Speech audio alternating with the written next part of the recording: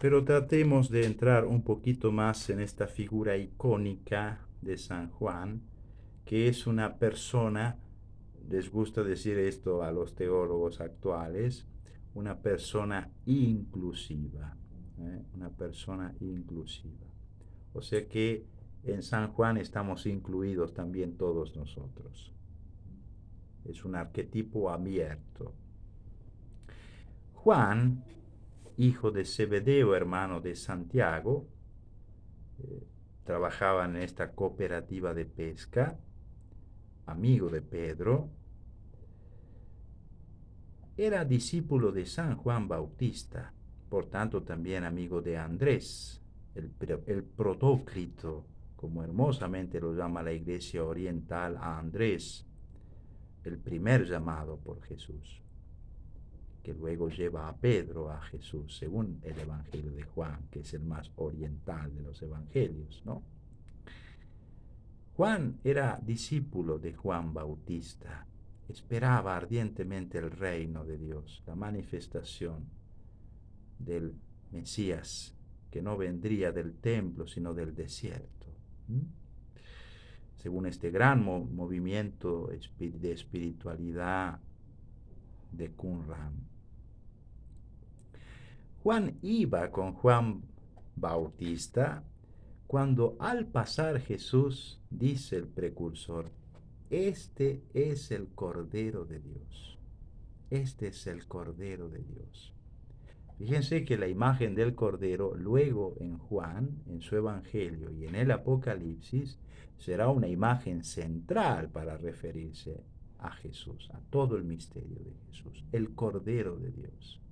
Que también en un juego de lenguas, no voy a entrar aquí ahora en lenguas arameas ni en hebreas, pero también puede decir, este es el siervo de Dios, Cordero, siervo o también niño.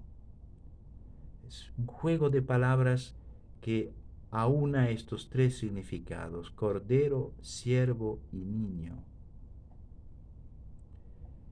Él mismo, Juan, con gran admiración y gratitud, se llamará a sí mismo el discípulo al que Jesús amaba. Sabemos que recibe esta llamada cuando van caminando detrás de Jesús al comienzo del Evangelio con Andrés, y Jesús le dice, ¿qué buscan? Maestro, ¿dónde moras? Esta será la gran pasión de Juan. ¿Dónde mora Jesús? Constantemente hablará en su Evangelio de morar, permanecer. Podemos decir, toda la actitud cristiana del discípulo se resume en esa palabra, permanecer, morar en Jesús, en su amor. Y basta. Lo demás viene por añadidura. No sé qué dirá un teólogo, un moralista de esto, pero bueno. Em, entonces Jesús les dice, vengan y lo verán, vengan y verán dónde moro. Es como un programa, porque ¿dónde verá Juan dónde mora Jesús? Lo verá en la última cena por el amor, reclinado sobre el corazón de Cristo, lo verá al pie de la cruz, en el corazón desangrado de Jesús, lo verá en el signo de los lienzos en el sepulcro vacío. Verá que el Maestro, Jesús, el Cordero de Dios, mora en el seno del Padre. Es el Hijo único del Padre. Y quedaron tan profundamente conmovidos de ese primer encuentro con Jesús que Juan no se olvida la hora, como no nos olvidamos momentos tan fuertes de nuestra vida, momentos de gracia o de profundo dolor, no nos olvidamos la hora. Eran como las 4 de la tarde. Escribe Juan, casi 60 años después de aquella llamada, aún recordará la hora. Juntamente con su hermano Santiago y con Simón Pedro, formará parte de los tres discípulos hacia los que el Maestro tiene una predilección especial. A ellos los llevará al monte Tabor y les mostrará su hermosura, su luz, su ser luz de luz. A ellos, a Juan, Pedro y Santiago, se les acercará más en la noche del Jueves Santo, los llevará más aparte para que compartan su oración, su agonía. Y si a Pedro Jesús entrega la iglesia, a Juan Jesús entrega a su madre. Y vemos también lo profundamente amigos que eran Juan y Pedro. Esto para, por así decir, rebatir aquellos que contraponen una iglesia en Juan carismática y una iglesia más ministerial en Pedro. No, ambos son amigos, ambos se aunan. ¿Por qué siente Jesús esta predilección especial hacia Juan? No lo sabemos. El amor tiene sus razones o no tiene sus razones. Es gratuidad. Algunos santos padres pensaron que era su virginidad. De hecho, lo resalta San Jerónimo, tan preocupado por marcar especialmente la virginidad en ese tiempo, sobre todo la virginidad de la Santísima Virgen, que San Jerónimo defendió tan valientemente contra un mentiroso Elvidio, la virginidad perpetua de María. Por eso a Juan también lo relaciona con la virginidad como especial amor de Jesús por él. San Jerónimo dice, el Señor Virgen quiso poner a su madre, siempre virgen, en manos del discípulo virgen. Como sabemos, Juan era de Bethsaida, la patria de Simón Pedro y de Andrés, con quienes les unía a los hermanos Boanerges, como Jesús los llama por su ímpetu. Creemos que Juan era un corderito mansito, pero tenía un temperamento muy fuerte al principio, hasta el punto de Jesús llamarlo hijos del trueno. Pertenece a una familia bien acomodada, seguramente de familia de casta sacerdotal, por eso puede entrar en el patio del sumo sacerdote cuando Jesús es inicuamente juzgado y ultrajado, porque era conocido del sumo sacerdote. Juan asiste también a la resurrección de la hijita de Jairo, junto con su hermano y Pedro, y es el único que tuvo la dicha, la alegría inmensa de reposar en el corazón de Jesús en la última cena. Juan es el único que será fiel a Jesús. Si bien se durmió, como lo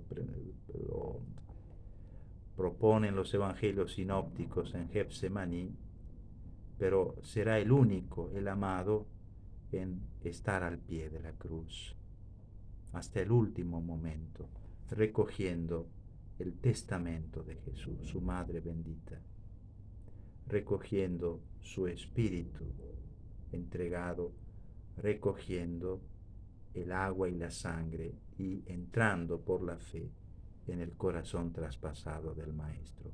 Juan es el primer apóstol del Sagrado Corazón de Jesús. Tenemos que agradecer a Juan que haya recibido con infinito amor a María. Y tenemos que hacernos como Juan, hijos de María. Orígenes tiene una expresión muy hermosa. Solo puede conocer a Jesús plenamente, conocer, como decíamos ayer, conocimiento, amor. Solo puede conocer a Jesús quien reclina como Juan su cabeza en el pecho del Señor y quien recibe a María como suya, como su madre. Cuando por el año 49 San Pablo retorna a Jerusalén de su primer viaje, dice que se encontró a Pedro y Juan, las columnas de la iglesia. Hay un lapso de más de 40 años que nada se sabe de Juan, desde el año 49 hasta el 90, poco más o menos. ¿Dónde pasó este tiempo? ¿Qué hizo Juan durante todos aquellos largos años? Lo ignoramos. Sabemos que los últimos años de su vida los transcurre en Éfeso y en su aislamiento en Patmos, en donde escribirá y tendrá la revelación, la gran revelación o Apocalipsis. Juan es el sostén de la naciente iglesia y sobre todo es el sostén de esta iglesia preciosa de Éfeso. Y allí tendrá como discípulo a San Policarpo de Esmirna, Juan. Y Policarpo de Esmirna, a su vez, será quien les hablará del discípulo amado del Señor y todo lo que recibió del discípulo amado a Ireneo de León y a su amigo Florino, siendo muy pequeños. Luego Ireneo, una especie de inmigración de una colonia de Asia Menor, van hasta la Galia y allí fundan una comunidad. Y bueno, Ireneo nos hablará en una carta a Florino, que había caído en la herejía o se había apartado de la fe, y se recuerda como el obispo Policarpo nos hablaba del discípulo amado y de su conocimiento del Señor. Allí en Éfeso dicen que tenía como mascota una paloma. Será una paloma hermosa, no como las que rondan aquí en Córdoba, que son todas sucias.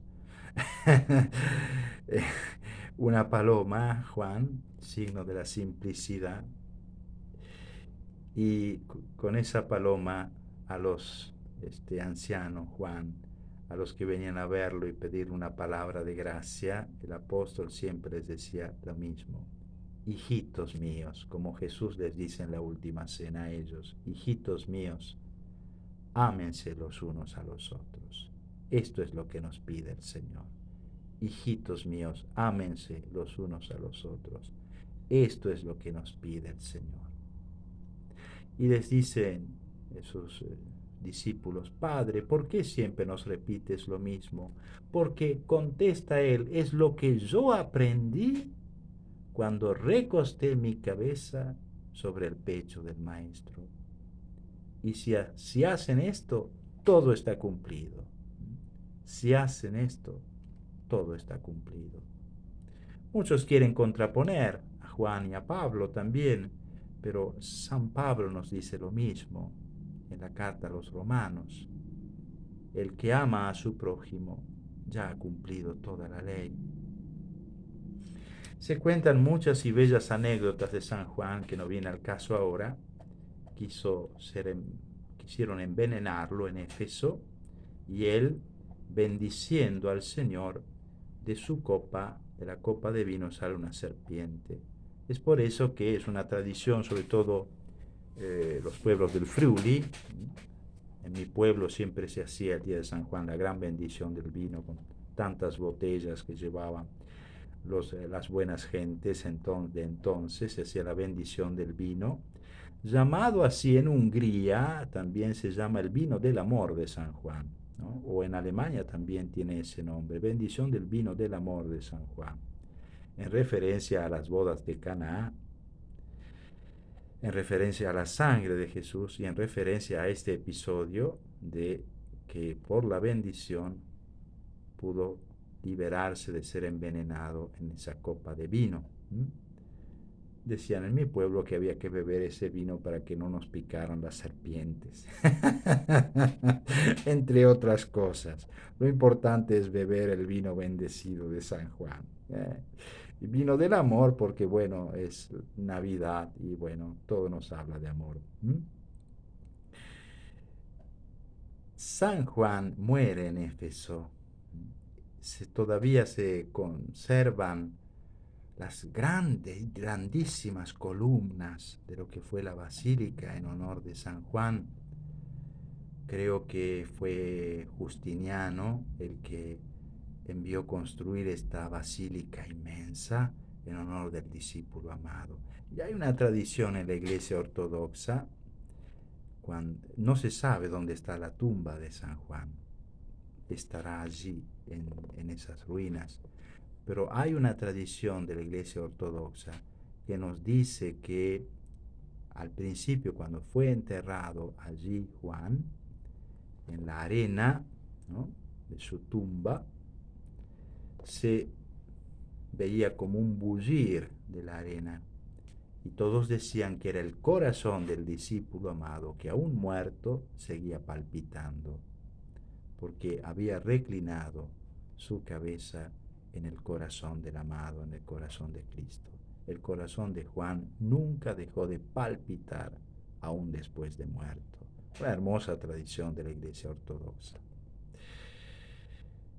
Bueno, alabado sea Jesucristo, y que San Juan nos acompañe y sea nuestra escuela para permanecer en estas horas santas reclinados sobre el corazón de Cristo, no dejándolo solo al Señor. Amén.